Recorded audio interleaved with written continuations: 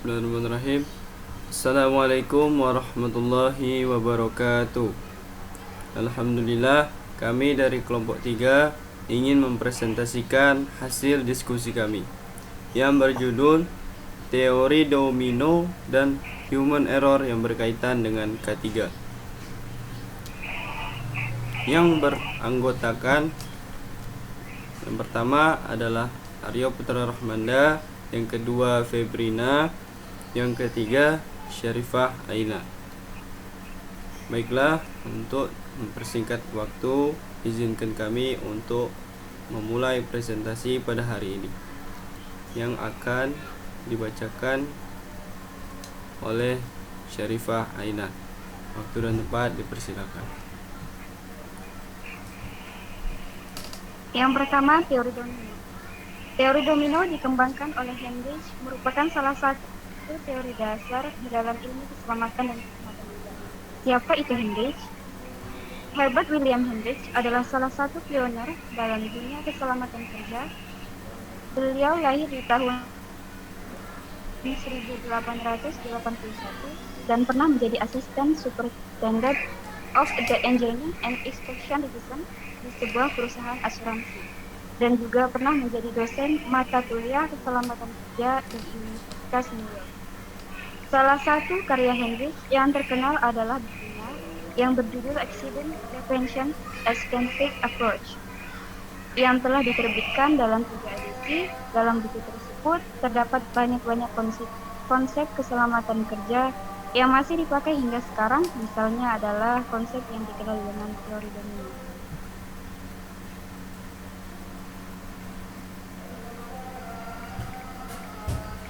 Konsep dan implementasi teori domino dalam K3. Domino teori Heinrich merupakan teori yang menggambarkan terjadinya kecelakaan kerja sebagai akibat dari jatuhnya domino penyebab kecelakaan. Prinsipnya, jika satu domino jatuh, maka selanjutnya akan menjatuhkan 4 domino di depannya. Untuk mencegah keseluruhan domino jatuh, maka salah satu domino harus jatuh. Teori ini biasanya digunakan pada aktivitas inspeksi dan investigasi insiden. Pada investigasi insiden, teori ini digunakan untuk menilai 5 elemen yang dianggap sebagai penyebab terjadinya insiden elemen-elemen pada domino diidentifikasi dengan. Jika ditemukannya ada kekurangan dari 5 elemen tersebut, maka menjadi temuan yang menghasilkan rekomendasi-rekomendasi perbaikan.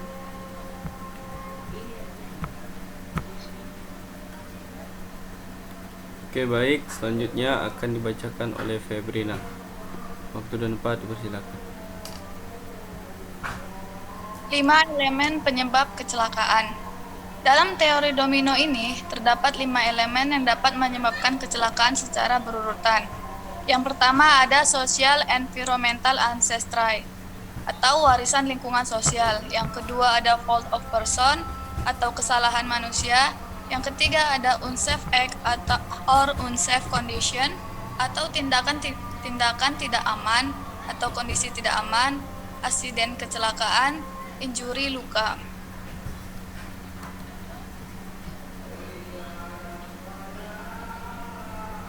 Kritik domino teori. Dalam teori Heinrich, manusia telah dianggap sebagai sebuah sumber kecelakaan yang harus dikendalikan. Ini tercermin dalam domino pertama hingga ketiga, di mana kesalahan-kesalahan manusia akan menimbulkan luka kecelakaan. Lebih jauh lagi, Heinrich menyimpulkan 88% kecelakaan terjadi karena perilaku tidak aman. Teori ini dianggap sangat jelas, hingga interpretasi terdapat teori ini menjadi lebih sempit. Misalnya, saat kita mengidentifikasikan sebuah perilaku tidak aman ataupun sebuah kondisi yang tidak aman yang dianggap menyebabkan insiden.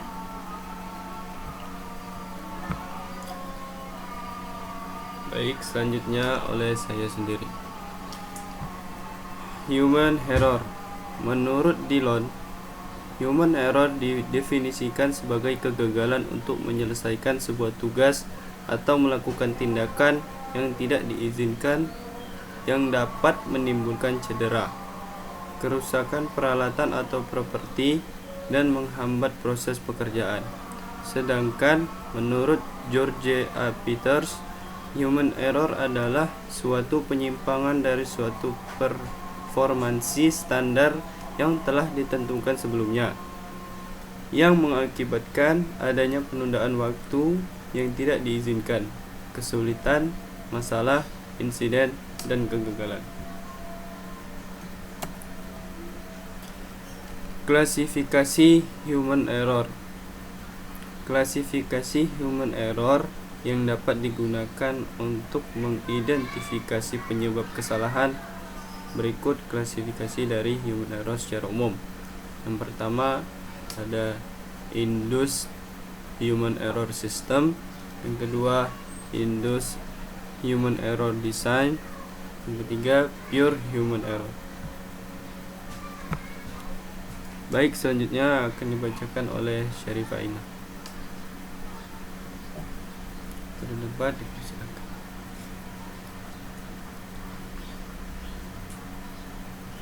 Faktor penyebabnya human error ada 3. Yang pertama itu faktor individu. Apa saja yang terdapat di faktor individu itu? Di antaranya yang pertama, tingkat keterampilan dan kompetensi yang rendah. Yang kedua, pekerja mengalami kelelahan dan tidak konsentrasi saat bekerja. Yang ketiga, pekerja mengalami stres. Yang keempat, pekerja menderita sakit atau masalah medis. Faktor pekerjaan. Faktor pekerjaan diantaranya yaitu yang pertama, desain peralatan yang tidak sesuai atau tidak cocok dengan pengguna. Yang kedua, kondisi lingkungan kerja dan tata letak peralatan yang buruk. Yang ketiga, prosedur kerja tidak jelas. Yang keempat, peralatan kerja tidak layak. Faktor manajemen di antaranya yaitu yang pertama, prosedur kerja yang buruk.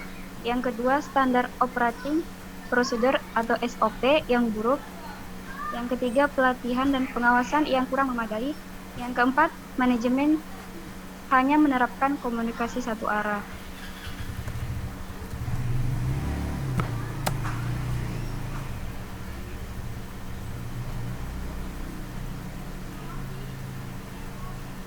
Human error dan kecelakaan kerja.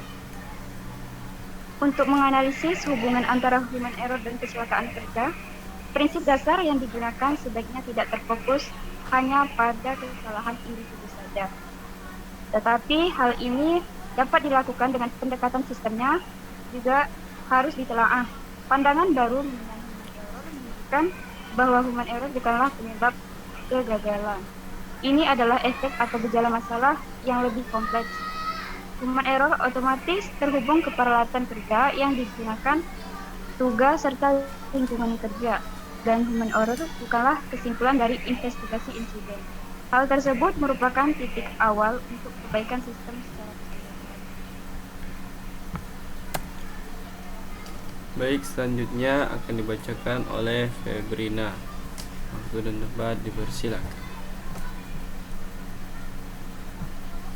Konsep Bloom and versus Sharp and. Dalam hubungan human error dan kecelakaan kerja, Hollinagal memberikan analogi Bloom and sisi tumpul dan Sharp and ujung tajam layaknya pensil. Bloom and adalah pihak manajemen atau mereka yang tidak melakukan pekerjaan secara langsung di lapangan, namun dapat mengendalikan semua pekerjaan melalui peraturan atau prosedur yang dibuatnya. Sharp end adalah pekerja yang melakukan pekerjaan langsung turun di lapangan. Adanya jurang pemisah atau gap antara blue end dan sharp end membuat manusia sebagai hal yang paling penting dalam suatu sistem menjadi seperti mesin. Terkadang, pihak yang berada pada blue end tidak memahami pekerjaan secara menyeluruh yang dilaksanakan sharp end. Blue end merancang prosedur pekerjaan sedemikian rupa yang pada kenyataannya terkadang tidak dapat dilaksanakan sepenuhnya oleh sharp end, hingga pihak sharp end terpaksa harus melakukan penyesuaian performa agar tetap bekerja sesuai prosedur.